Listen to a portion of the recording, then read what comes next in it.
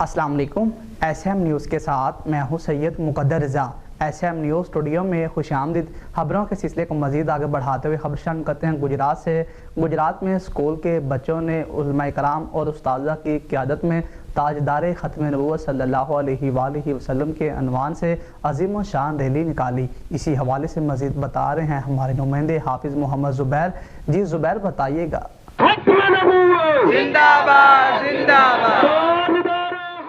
7 ستمبر یوم تاجدار ختم نبوت صلی اللہ علیہ وآلہ وسلم کے سلسلے میں مفتی عبد الرحمن نعیمی صاحب کی قیادت میں دی ایجوکیٹر اسکول سے لے کر کچہری چوک تک تاجدار ختم نبوت صلی اللہ علیہ وآلہ وسلم کے عنوان سے عظیم الشان ریلی نکالی گئی، جس میں اسکول کے بچوں نے بھرپور طریقے سے شرکت کی۔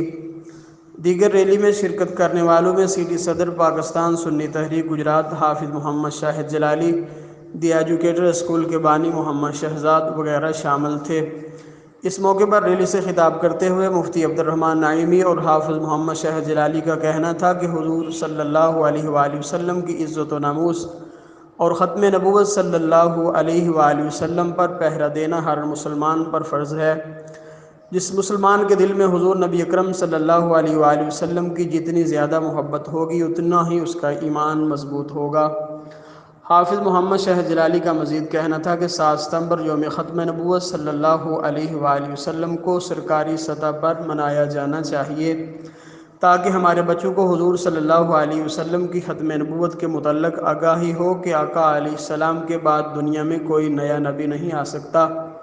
حضرت امام حسن و حسین کے نانا جان اللہ تعالیٰ کے آخری نبی ہیں۔